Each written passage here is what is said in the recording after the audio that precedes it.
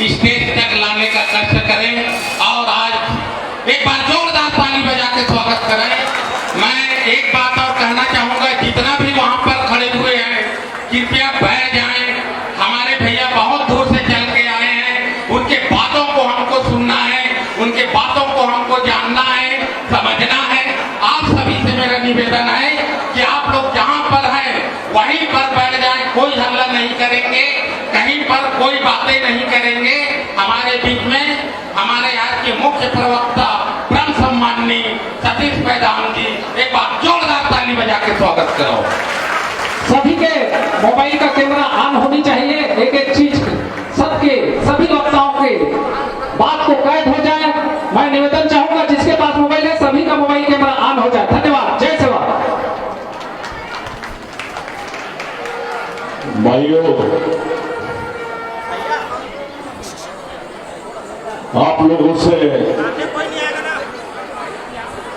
मैं माफी चाहूंगा कि मैं आपके बीच में से थोड़ा जल्दी जाऊंगा, लेकिन जिस अंदाज में आप लोगों ने ये प्रोग्राम को आयोजित किया और जो सम्मान आप लोगों ने हम लोगों को दिया, मैं उसके लिए आपको नतमस्तक होके धन्यवाद करता हूं कि भाई आप लोगों ने इतनी इज्जत दे दी हमको।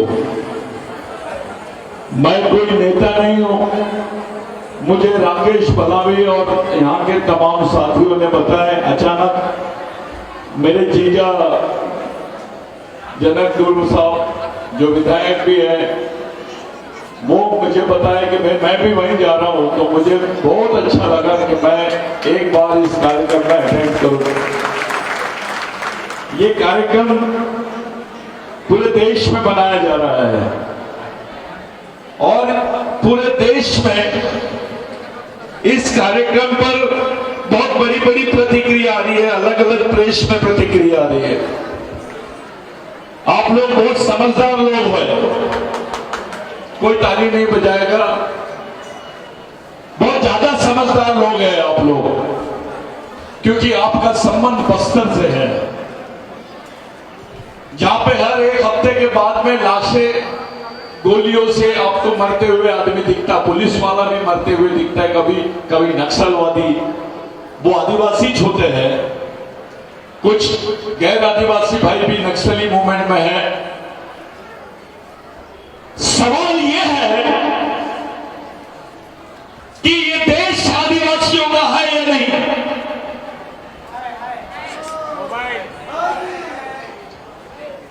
सवाल यह है कि अगर इस देश की राष्ट्रपति आदिवासी है तो वो खुल के आदिवासियों को आदिवासी क्यों नहीं बोल रही है? तालियां कोई नहीं बजाएगा। मैं तालियां सुनने वाला आदमी नहीं हूं। तालियां कौन बजाते हैं? कोई ताली नहीं बजाएगा। राष्ट्रपति से कोई बड़ा पद नहीं हो सकता। इस देश की पहले नागरिक होती है राष्ट्रपति, और राष्ट्रपति आदिवासी होने के बावजूद आदिवासी दिन की बात नहीं करती है। इससे ज्यादा अफसोस की बात कुछ नहीं हो सकती। आरएसएस का बंधक है वो। कलेक्टर साहब, जनक दुर्ग साहब, इससे बड़ा कौन सा पद लाओगे आप कि इस देश के राष्ट्रपति आदिवासी है और आदिवासियों के बारे में बात नहीं कर रही है?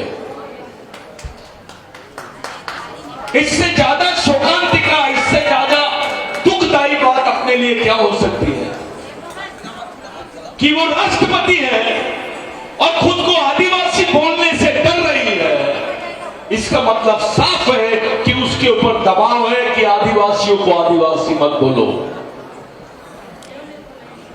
साथियों, इस देश में हिंदू होना छोटी बात है,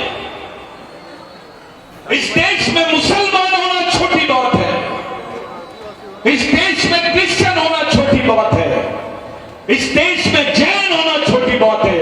बड़ी बात है आदिवासी होना। जैसे आप अपने आप को आदिवासी बोलते हो, आप इस देश के मालिक बन जाते हो, क्योंकि आप इस देश के सबसे या पत्रकार भाई लोग हैं, मैं एंथ्रोपोलॉजिकली ट्रूथ बोलता हूं, जिसको मानव शास्त्रीय विज्ञान बोलते हैं आप लोग। इस देश में भगवान पैदा नहीं हुआ था तब से आदिवासी रहता है। भगवान पैदा नहीं हुआ तब से आदिवासी इस देश में रहता है। ये मैं नहीं बोलता हूं, साइंस बोलता है। क्या बात है, आप आदिवासियों को वनवासी क्यों बोल रहे हैं? किस बात का डर है कि उसको उसकी असली पहचान से आप दूर करना चाहते हो?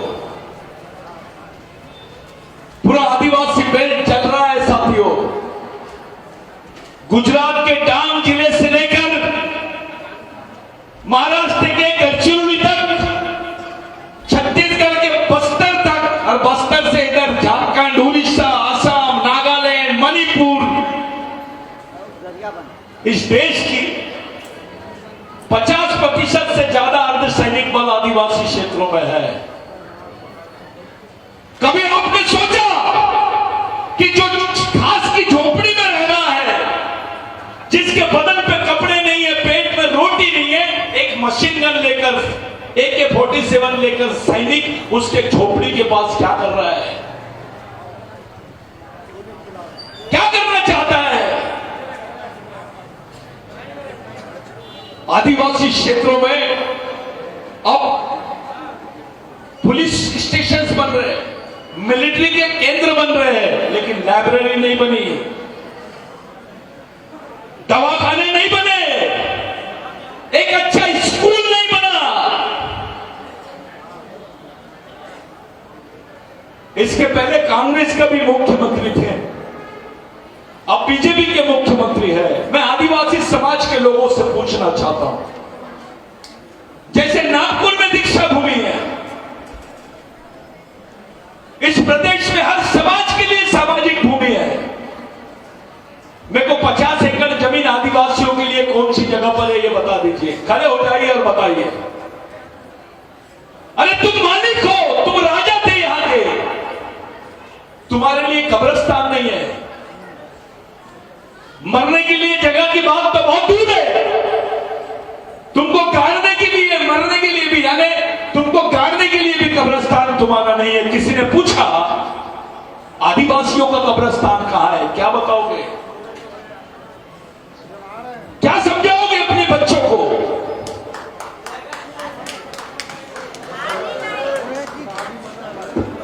अपने बच्चों को क्या बताओ? ये देश में 9 अगस्त की बात को इसलिए दबाया जा रहा है साथियों कि भारत सरकार ये बोल रही है संयुक्त राष्ट्र संघ में कि भारत में आदिवासी नहीं है। भारत में आदिवासी नहीं है।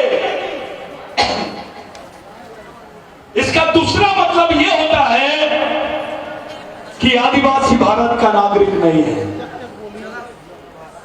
ये केवल आपकी पहचान को खत्म नहीं कर रहे,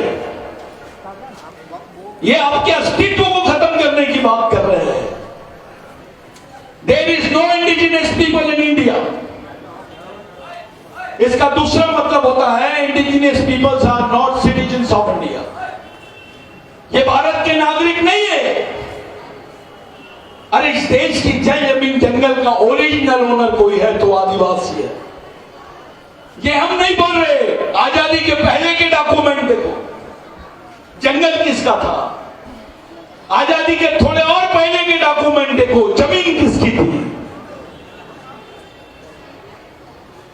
ये आजाद देश आज भी इस देश की 50 से 60% जमीन आदिवासियों की है। लेकिन क्या हाल हो रहा है? पूरे आदिवासी जमीनों पर उत्खनन की बात कर रहे हैं, माइनिंग की बात कर रहे हैं, बड़े बड़े कंपनियों को ला रहे हैं, अंबानी अदानी को ला रहे हैं।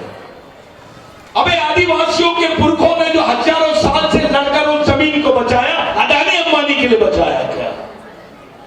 अगर देश के गरीब आदमी को उसका फायदा होता है तो सही है, लेकिन यहां तो पूंजीपतियों के लिए चौकीदारी कर रही है सरकार। एक गरीब आदमी पुलिस स्टेशन में जाता है तो उसकी FIR नहीं दर्ज होती है, लेकिन कोई पूंजीपति आदमी आदिवासी क्षेत्र में जाता है तो उसके साथ मिलिट्री लगाई जाती है। आदिवासी आदमी से पुलिस बराबर बात ना करे तो उसका मतलब यह होता है कि उसकी लोकतांत्रिक आवाज दब रही है, उसके एफआईआर नहीं लिखे जाते। अरे जंगल आदिवासियों ने लगाया है और एक ही दिन में हजारों झाड़, लाखों झाड़ तोड़े जा रहे हैं। तुम्हारे बाप ने लगाया था कहीं? ये पर्यावरण बचा है करके आज सब समाज के लोग बचे हैं, चाहे ब्राह्मण हो, कोई भी समाज का भाई हो। ये पर्यावरण सही है तो सब सही है। हवाई नहीं मिलेगी तो जिएगा कैसे? पानी नहीं रहेगा तो जिएगा कैसे? जमीन नहीं रहेगी तो जिएगा कैसे? साथियों, एक अलग टाइप का संघर्ष आदिवासियों के बीच में खड़ा होने जा रहा है। पहले इन्होंने 370 को टारगेट किया, कश्मीर में बताया कि नहीं ये 370 का ऑपरेशन है, ये सही है। सब पूरे देश के लोगों ने इनका साथ दिया। लेकिन 370 के बाद 371 और 372 आदिवासियों की 5वीं अनुसूची के क्षेत्र और आदिवासियों की 6वीं अनुसूची के क्षेत्रों को टारगेट करे इन्होंने। इसलिए मणिपुर चल रहा है। देश की राष्ट्रपति आदिवासी थी, वो भी महिला। मणिपुर की राज्यपाल थी, वो आदिवासी थी, वो भी महिला। और एक आदिवासी महिला को नंगा घुमाया जाता है इस सड़क पर। कोई प्रतिक्रिया नहीं है। बुरा नहीं मानना धुर साहब, अपने समाज के गांडू नेता भी कुछ नहीं बोलते हैं। आज अगर वो बच्ची के साथ हुआ है तो यहां पर भी किसी बच्ची के साथ होगा। तुम्हारे पास क्या है? मैं ये संगठन का मालिक हूं, मैं ये संगठन का अध्यक्ष हूं, मैं फलाना सचिव हूं, मेरे पास मैं अंतरराष्ट्रीय सचिव बना देता हूं। अबे करेगा क्या? जब तक तेरे भेजे में नहीं रहेगा तो लड़ाई कैसे लड़ेंगे? आज अपने बच्चों को सामाजिक शिक्षा और सामाजिक दीक्षा देने की जरूरत है। आदिवासियों को किसी भगवान की जरूरत नहीं है। आदिवासियों को किसी महाराज की या शंकराचार्य की जरूरत नहीं है। हमारे खून में ईमानदारी है। हमारा आदमी चोरी नहीं करता है, किसी को लूटता नहीं है, दिन भर मजदूरी करता है।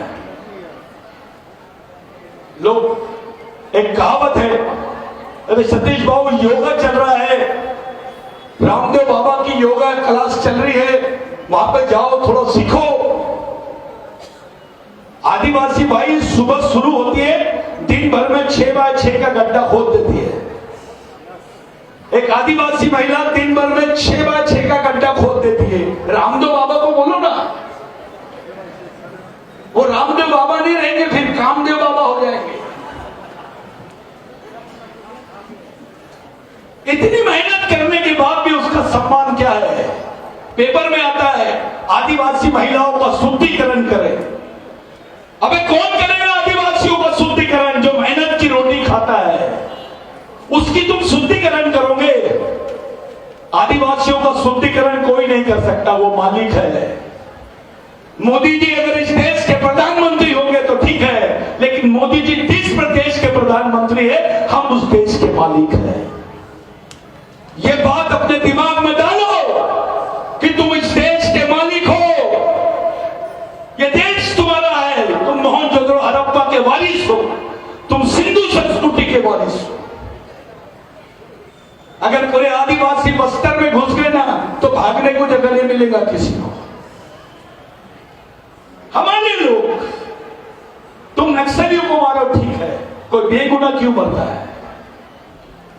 और एक सर्कल चलाई जा रही है, आदिवासी यानी नक्सलवादी और नक्सलवादी यानी आदिवासी। इस समाज को ठप्पा लगाने का षड्यंत्र चालू है। एक बार आपको नक्सलवादी बोल दिए तो गोली मारने की आजादी मिल जाती है। एक षड्यंत्र है। पुलिस वाला भी नक्सलवादी, आदिवासी भी नक्सलवादी, नक्सलवादी भी आदिवासी। गोली किधर से भी चलेगी, मरेगा कौन? ये हालात है। 13-13 साल की लड़कियां जिनके हाथ में किताब होना चाहिए, जिनके पास में पढ़ने के लिए किताब होनी चाहिए, उनके पास ये सवाल अपने लोगों के सामने होना चाहिए कि वो जो बच्ची जिसकी उम्र पढ़ने की थी उसके पास में बंदूक कैसे आ गई है।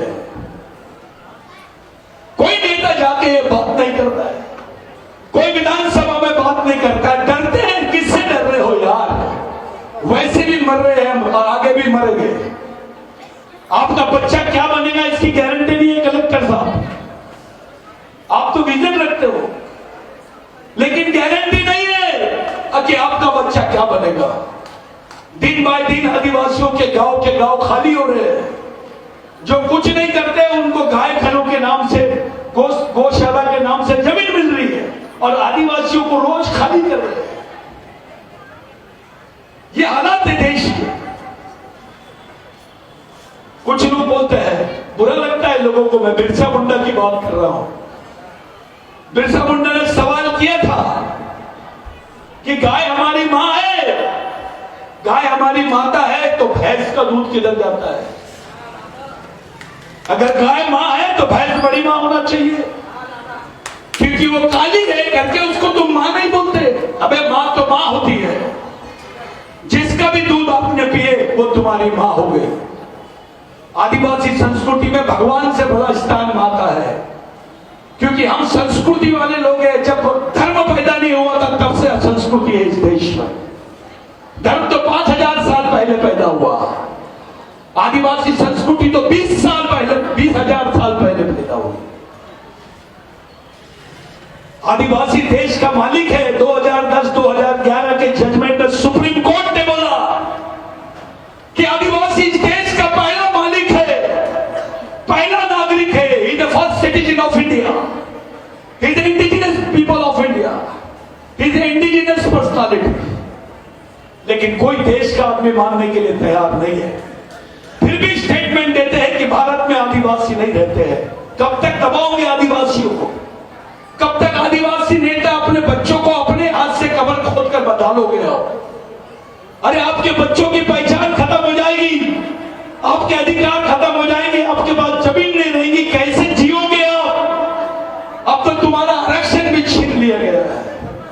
हर जगह प्राइवेटाइजेशन हो गया है, निजीकरण हो गया है। कोई सुन नहीं रहा है साथियों।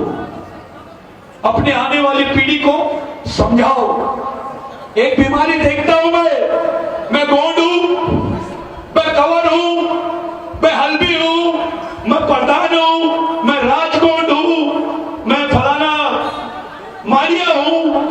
ये जो बातें चल रही है इसको बोलते हैं वैचारिक गांडूगिरी।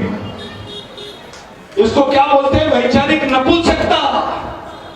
अबे साइंस बोलता है आदिवासियों के बारे में। साइंस क्या बोलता है कि आदिवासियों का खून एक जैसा है, उसका डीएनए एक जैसा है, उसकी संस्कृति एक जैसी है, उसके अधिकार एक जैसे हैं, तो समाज भी एक जैसा होना चाहिए। लेकिन कुछ लोग अपने स्वार्थ के खातिर जाति का नाम लेते हैं। भाई आदिवासियों में कोई जाति का उल्लेख नहीं है। तुम्हारी संस्कृति एक है, तुम्हारा खून एक है, इसलिए समाज भी एक होना चाहिए। ये बातें छोड़ो, मैं कंवर हूं, मैं ये हूं, मैं फलाना हूं, ये गांडूगिरी की बातें छोड़ो।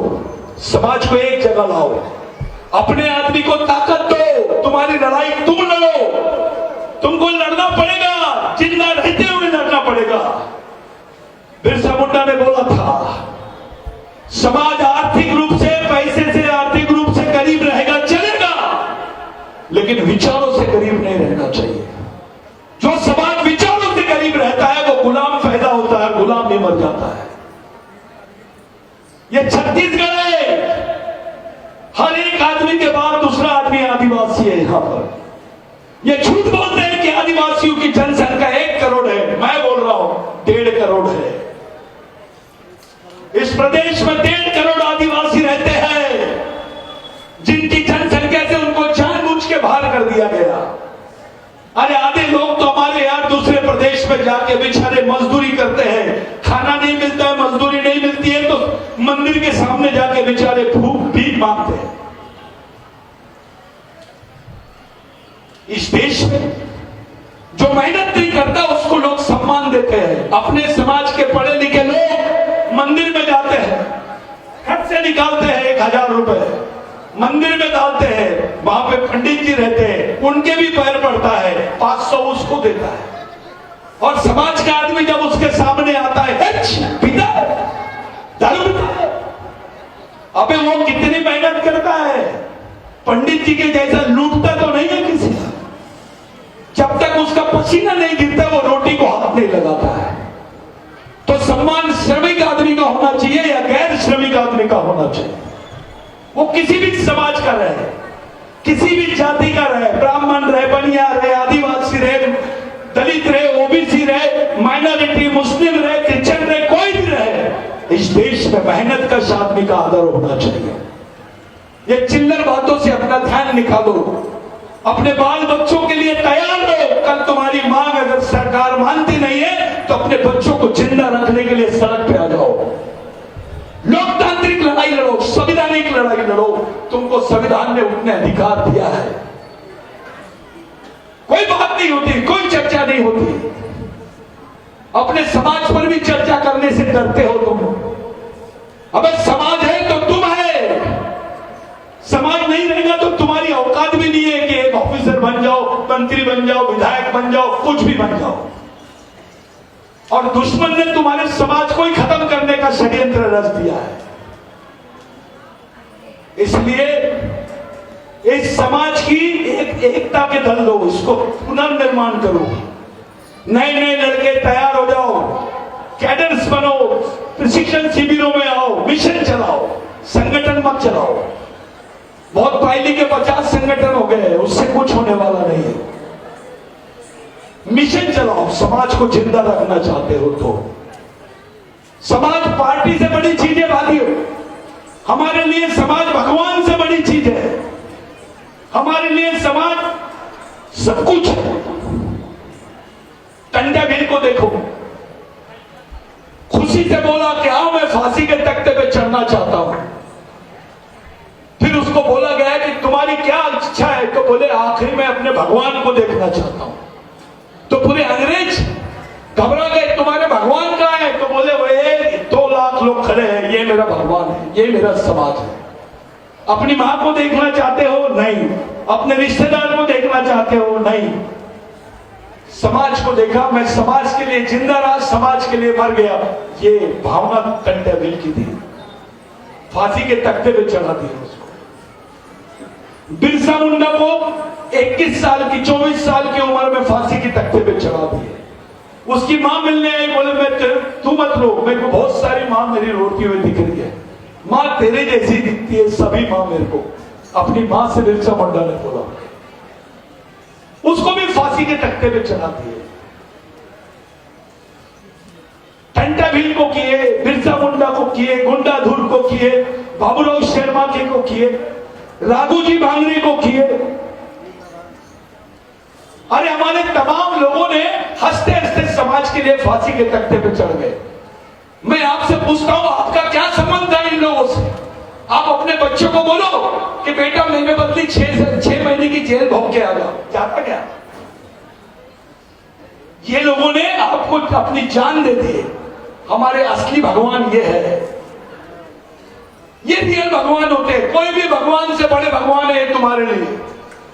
तुम्हारा बच्चा नहीं मरा तुम्हारे लिए, कि तुम्हारा रिश्तेदार भी नहीं था, फिर भी तुम्हारे लोगों, तुम लोगों के लिए ये शहीदों ने जान दिए। ये उनके विचारों पर चलने वाला मिशन है। समाज बुरा नहीं मानना, धूमधाम। अभी मेरे लिए आप साहब है, मेरे भाटो घर में है। ये समाज नेताओं के विचारों से नहीं बच सकता है, ये समाज शहीदों के विचारों से बचेगा।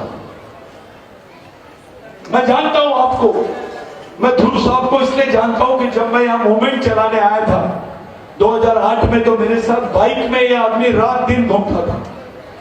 ये जमीन का आदमी है, मेरे को विश्वास है कि वो कुछ ना कुछ करेगा। अभी तो आप पे जबरदस्त जवाबदारी दे दी, आप विधायक भी बन गए और कांग्रेस के आदिवासी सेल के अध्यक्ष भी है। आपसे ज्यादा उम्मीद है मुख्यमंत्री से नहीं है, क्योंकि मुख्यमंत्री तो सिर्फ नाम का है, काम का मुख्यमंत्री तो बाजू में है सफेद कपड़े में। कितना अफसोस होता है कि इस राज्य का मुख्यमंत्री आदिवासी है, लेकिन उसका आदिवासियों के पक्ष में नहीं आता है। किससे डर रहे हो तुम? क्यों डर रहे हो? कौन सी बात से डर रहे हो तुम? भाई साहब, आरएसएस से डरने की क्या चीज है? अगर आदिवासियों का नेटवर्क खड़ा हो गया इंटरनेशनल लेवल पर, तो आरएसएस उसका 3 भाग भी नहीं रहेगा। इतनी बड़ी जनसंख्या में आदिवासी लोग पूरे विश्व में है। हमको तुम बोल रहे हो भाई हिंदू, हम कहां हिंदू? किसी आदिवासी ने किसी भगवान का विरोध ही नहीं किया, किसी धर्म का विरोध नहीं करता। हमारे बीच में गलत फहमी पाल रहे हैं, बुरा नहीं मानना।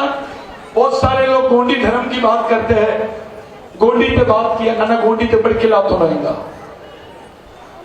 तुम लोग बोलते हैं बड़ा देव और गोंडी में बोलते हैं बड़ा पेड़, सही कि नहीं?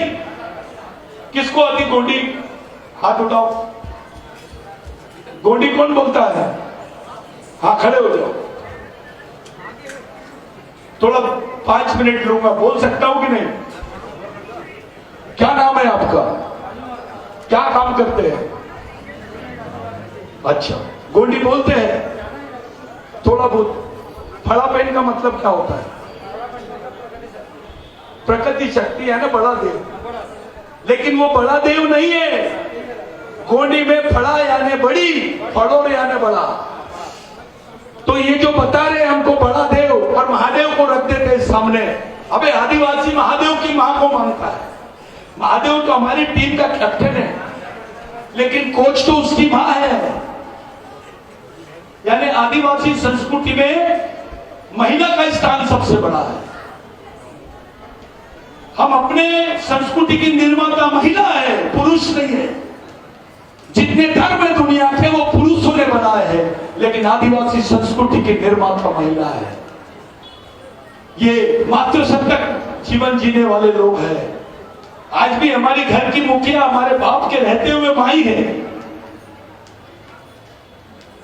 किसी दिन और आप लोगों से बातचीत होगी। साथियों, जो पढ़े लिखे बच्चे मैं उनसे बताना चाहता हूं, आज आपके हिस्से में संवैधानिक अधिकार है तो भी आप सुरक्षित नहीं हो। इस देश में सबसे ज्यादा भूख से मरने वाला कौन? आदिवासी। इस देश में सबसे ज्यादा जेल में कौन? आदिवासी। इस देश में सबसे ज्यादा मजदूर कौन? आदिवासी। इस देश में सबसे ज्यादा पिछड़ा कौन है? तो आदिवासी। इस देश में सबसे ज्यादा विस्थापित कौन? तो आदिवासी। इस देश में किसकी मां बहनों में सबसे ज्यादा बलात्कार होता है? तो आदिवासी। क्या हुआ भाई? केवल इसी समाज को टारगेट क्यों कर रहे हो? बाकी भी तो है। इनकी नजर साथियों तुम्हारी जमीन पर है, इनकी नजर तुम्हारे जंगल पर है, क्योंकि उसके नीचे से सोना है, कोयला है, खान है। ये आदिवासी आदमी को उसका मुआवजा भी देना नहीं चाहते, उसको हटा देना चाहते हैं। अरे पहले इस समाज के साथ कॉन्ट्रैक्ट तो करो कि उस समाज के आदमी को नौकरी मिले। नौकरी के नाम पर तुमको काम देते हैं साथियों। 300 रुपए रोज, 250 रुपए रोज ग्रेजुएट लड़के काम कर रहे हैं। जाओ गढ़चिरौली में देखो, अभी बस्तर में माइनिंग होगी, वहां भी देखो। 300 रुपए रोज में नौकरी है क्या? नौकरी अलग होती है, काम अलग होता है। छत्तीसगढ़ के 70% आदिवासी लोग दूसरे प्रदेश में जाके गड्ढा खोदने का काम करते हैं। भैया अब गड्ढा खोदने की भी मशीन निकल गई है, वो भी काम तुमको नहीं मिलेगा। गड्ढा खोदने की भी मशीन निकल गई है, यानी गड्ढा खोदने का भी काम नहीं मिलेगा। तो जिंदा कैसे रहोगे रे बाबा? कौन करेगा तुमको जिंदा? कहां है बड़ा देव? कहां है बड़ा पेन? भगवान जिंदा नहीं रखेगा, तुमको खुद को जिंदा रहना पड़ेगा। मैं आपसे हाथ जोड़ के विनती करता हूं, अपने बच्चे को बताओ कौन है बिरसा मुंडा, उसको बताओ कौन है टंटा भील, बाबूराव शर्मा के कौन है, गुंडाधुर कौन है, वीर नारायण कौन है, उसको बताओ। उसको ये रामायण महाभारत ये चीजों से उसकी जिंदगी का कुछ लेना देना नहीं है। उसके अधिकार भारत के संविधान में दफन है, उसको निकालो, मांगो। मरोगे ना, इससे ज्यादा कुछ नहीं होगा। ये ऐसा तड़प तड़प के मरने से अच्छा है लड़ लड़ के मर जाओ। लड़ाई दिमाग से भी होती है, कलम से भी होती है, विचारों से भी होती है। अपने समाज को, अपने आने वाली पीढ़ी को जिंदा रखने के लिए जो कर सकते हो साथियों, वो है केवल सामाजिक मिशन। ध्रुव जी, आप भले विधायक बन गए होंगे, लेकिन अपने वाली पे आ जाओ। समाज बचेगा तो सब बचेगा। पार्टी बड़ी नहीं है, समाज बड़ा है। जितने विधायक है, मैं ध्रुव जी को इसलिए बोलता हूं क्योंकि मैं जानता हूं वो आदमी अपने वाली पे आ ही जाएगा। वो बाइक से घूमेगा। कैडर है वो, मिशन का कैडर है। तो मैं आप लोगों को बताना चाहता हूं कि ऐसे लोग जो नीचे से आए हैं, जो जमीन से अपने समाज को भूले नहीं है, उन लोगों से हाथ जोड़ के प्रार्थना करता हूं, भैया सब लोग मिलकर मिशन चलाओ और ये गांडूगिरी छोड़ो। ये गोंड है, ये प्रधान है, ये कंवर है, ये हल्बी है, तो उसको पहला सवाल पूछो, तेरा डीएनए मेरा डीएनए एक है कि नहीं। दूसरा सवाल पूछो, तेरी संस्कृति मेरी संस्कृति एक है कि नहीं। तेरे अधिकार मेरे अधिकार एक है कि नहीं। तो तू और तेरा समाज और मेरा समाज एक है कि नहीं। तो ये फालतू की बातें क्यों कर रहे हैं? पूरे विश्व के आदिवासियों का डीएनए एक जैसा है। भारत के आदिवासियों का तो प्रूव हो गया अभी कि इनका डीएनए एक जैसा है। और यहां के ओबीसी, एससी, एसटी, माइनॉरिटी के लोग उनके वंशज है।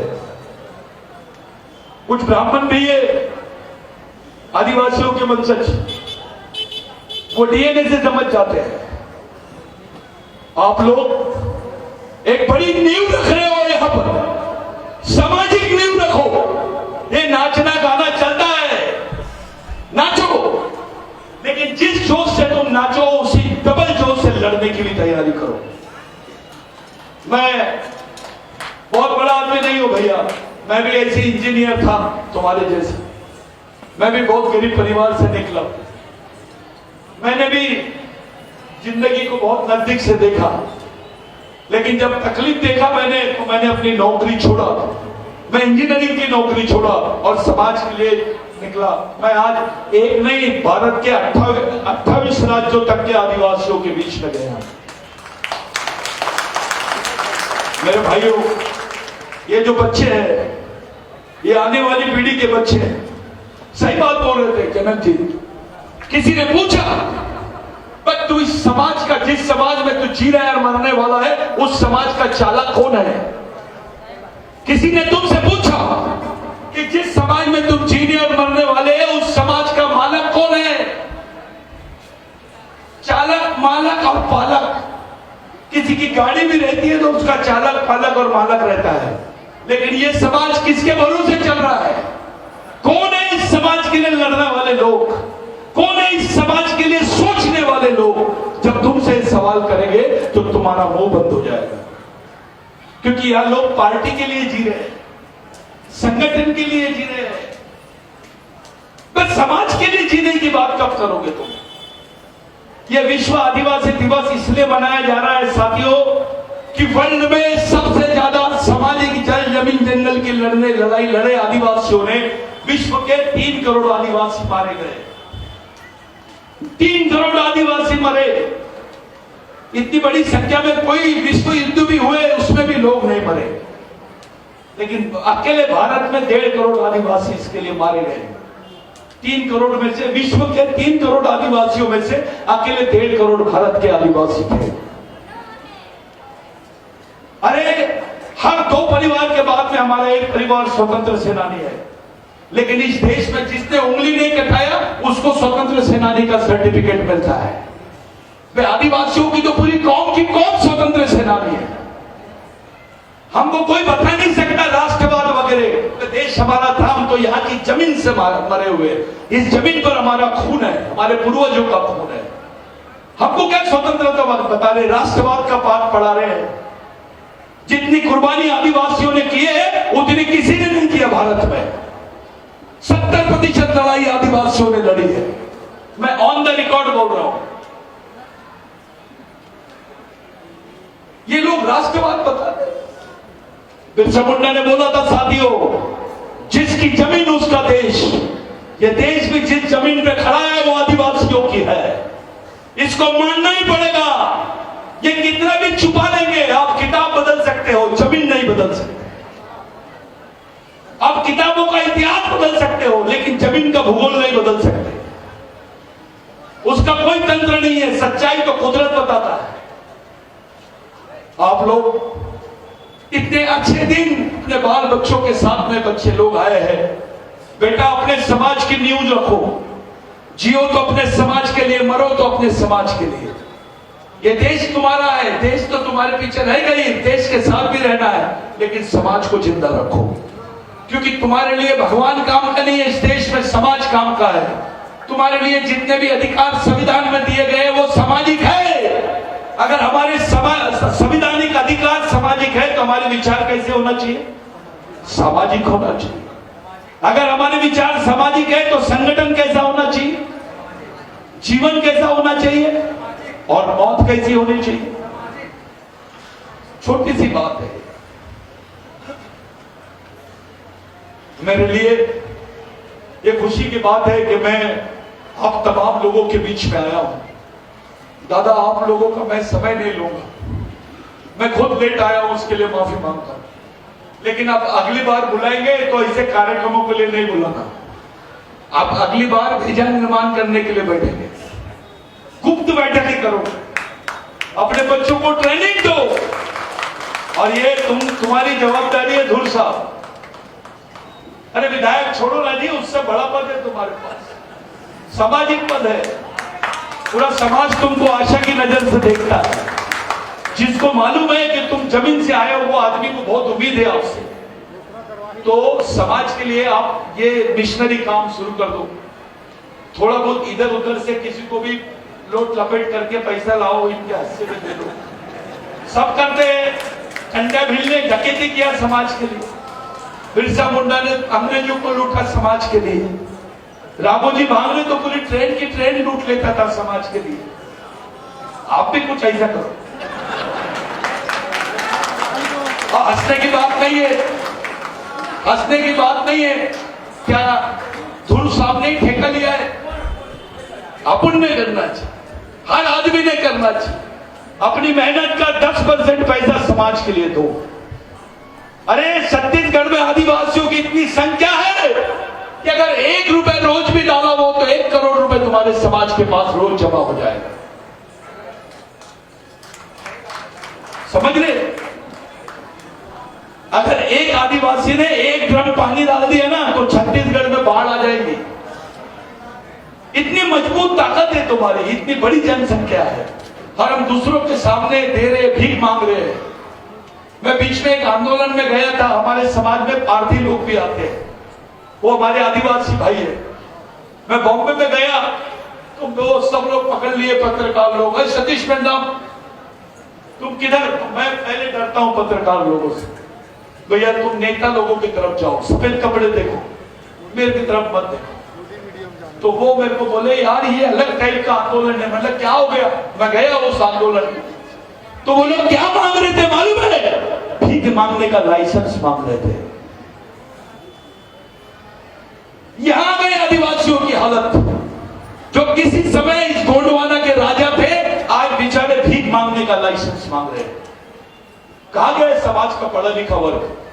कहां गए समाज के नेतागण? ये समाज वैचारिक रूप से लावारिस हो गया भाइयों। हमको बाबा साहब का आदर्श लेना पड़ेगा, हमको महात्मा फुले का आदर्श लेना पड़ेगा, हमको शिवाजी महाराज का आदर्श लेना पड़ेगा, संभाजी महाराज का आदर्श लेना पड़ेगा। महात्मा लिंगू को धर्मगुरु मत बनाओ, वो साइंटिस्ट था, वो धर्मगुरु नहीं था, ये चिल्लर पोस्ट है। वो साइंटिस्ट था, उसने वैज्ञानिक तौर से आदिवासी संस्कृति को समझाया और समझाया। किसी दिन हम लोग मिल के बात करेंगे। मेरी हाथ जोड़ के विनती है, जातिवाद, व्यक्तिवाद, पार्टीवाद, क्षेत्रवाद, पूंजीवाद, इससे दूर जाओ। केवल समाज और समाजवाद के लिए आप लोग जियो, यही हमारे समाज के लिए अंतिम ये रहेगी। साथियों मेरे साथ सर आप झारखंड से आए हैं, मैं 2 मिनट में मेरा खत्म कर दूंगा आपके लिए। रुकिए आप। इनका जोरदार तालियों से स्वागत करो भाई। माफ करना, मेरे को ऐसा बोल देते मैं नहीं करता। तो आने वाले समय में किसी टाइप का ये व्यक्तिवाद, पार्टीवाद, संगठनवाद, जातिवाद, पूंजीवाद, ये सब नहीं होना। केवल समाज और समाजवाद के बारे में बात करेंगे। सब लोग मिलके मेरे साथ नारे देंगे। मैं बोलूंगा बच्चे को सिखाना है, आपको बोलना है आदिवासी को बचाना है। बच्चे को सिखाना है, जम के बोलो। बच्चे को सिखाना है। मैं बोलूंगा जो जमीन सरकारी है, आपको बोलना है वो जमीन हमारी। जो जमीन सरकारी है, जो जमीन सरकारी है, मैं बोलूंगा बिरसा मुंडा ने पुकारा है, आपको बोलना है भारत देश हमारा। बिरसा मुंडा ने पुकारा है, बिरसा मुंडा ने पुकारा है। मैं बोलूंगा सरकार देश की चालक है, आपको बोलना है आदिवासी देश का मालक है। सरकार देश की चालक है, आदिवासी देश का मालक है। सरकार देश की चालक है, आदिवासी देश का मालक है। साथियों किसी दिन हम मिलेंगे। मैं माफी चाहता हूं, मेरी वजह से कुछ मेहमान लेट हो गए। किसी दिन हम लोग बैठेंगे, बात करेंगे, एक अच्छा संगठन निर्माण करो। आयोजक कमेटी को मेरी एक सलाह है और हाथ जोड़ के विनती है, आप मिशन के लिए काम करो। कोई दूसरा पर्याय नहीं है आपके पास। मरता क्या नहीं करता, याद रखना। ये हमारी, सुन लो, ये दिमाग में डालो, ये हमारी आखिरी पीढ़ी द्वारा आखिरी पीढ़ी को बचाने के लिए लड़े जाने वाली आखिरी लड़ाई है। ये हमारी आखिरी पीढ़ी द्वारा आखिरी पीढ़ी को बचाने के लिए लड़ी जाने वाली आखिरी लड़ाई है। इसको किसी भी हाल में जीतना पड़ेगा, नहीं तो अपना समाज खत्म हो जाएगा। पहले आदिवासियों को मूल निवासी बोलते थे, फिर आदिवासी बोलने लग गए दादा, अब वनवासी बोल रहे हैं, 2 साल बाद स्वर्गवासी बोलेंगे। यानी तुम्हारा कार्यक्रम पूरा तैयार है, तुमको खत्म करने के लिए लोग तैयार है। तुम्हारी पहचान, तुम्हारी संस्कृति, तुम्हारे अधिकार और तुम्हारा इतिहास, ये सब खत्म करने की तरफ जा रहे हैं। आप लोग अपने आप को जगाओ, अपने बीच की आदिवासियत को निकालो बाहर और समाज जोड़ो अभियान चलाओ। किसी दिन हम लोग मिलेंगे। इतना ही मैं आपसे बोलता हूं और आपसे रजा लेता हूं। जय आदिवासी।